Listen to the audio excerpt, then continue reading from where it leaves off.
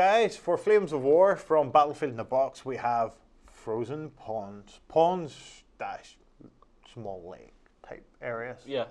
But they're down as ponds. Here we have the larger of the two. It's all pre-painted for you. You've got your white, you've got a couple of rocks round about it. Yeah, and then you've got your favourite. Round the edge, we've got our little bag of suspicious white powder. But me and Justin think, that wouldn't last too long. You get a couple of lines out of it, but you really possibly want a lot more. But it's up to yourself. That's the larger That's how you space it. of our frozen ponds, and this is the smaller of our frozen ponds. But it's all straightforward. It's this time of year. They're coming into a good time of year to use your frozen pond. You it's coming up to all this Battle of the Bulge and all this here, and the Although I like Russians the in the fact winter. that these pieces of terrain actually have an effect on the game. Yes, the effect is we have a selection of our tanks here. We have the hugely armoured, terrible King Tiger. Yeah, you have your big tiger. There he is there. We have our Sherman. Yep. And then we have my mighty T-34. Yeah. And the problem is, none of these tanks particularly want to drive over this frozen pond. Yeah, well, the terrain effect is quite simple. For your light vehicles, your Jeeps and things like that, they just treat it as cross-country. So they just drive over it. They don't mind. But when you have your heavier vehicles, what you're having to do is you're rolling a D6 and adding 3. Yeah. And if you get under your front armour, guess what happens? The ice cracks, you fall through the ice, and you're destroyed. So for the likes of a Sherman here, and this is the resin metal one, so it should possibly test differently. For likes of Sherman, front armour 6 on some of them, on the average one, so it's got a reasonable chance of going across this. But would you risk your Sherman?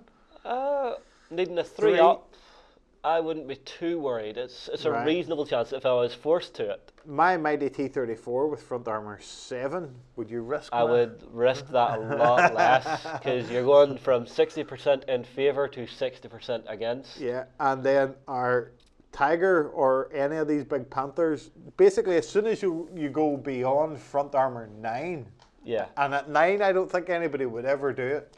It's automatic fail. Yeah, so I don't know if you could even do it. 9 you would need a 6, because then you're on your 9, you're not under your armour, you're okay. As soon as you hit 10, you're just automatically failing all them Panthers, Tigers, all them tanks with big heavy things. Big heavy things with lots of armour can't go across it. So I can see an argument for having a couple of these strung together to just block a part of the board and have your artillery sitting behind it. There's a little gap that a Sherman can get through. Trust you, Darrell. You always search for that little bit of cheese. But I don't know. I think your Tiger might have to. Just about, maybe. Possibly. But the thing is, I would cut them sides off and make it one huge big lake of ice. Lake of death. It might as well be lava as far as tanks are concerned. Guys, in this, even if you were in a nice little light tank, would you ever consider driving across this? I would say, depending on the situation, you might be forced to it. If there's an objective or something you absolutely have to get to and clear, you would have to go for it. If you're a Russian, you would be, yes, boss, I shall drive over this. But if you're a German or an American and British, I think they're great for their rules. They are. They're really useful. They'll be great on a winter board. It's a clever mechanic. It's a nice little terrain piece. I like them. Yeah, it is. I like their rules. I do. They really do work well. But guys, would you do it or not? Tell us. Stick some comments in below. We're going to go and roll some tanks through this, roll some dice, and we'll see who lives and who dies. We'll see you in the next one, guys.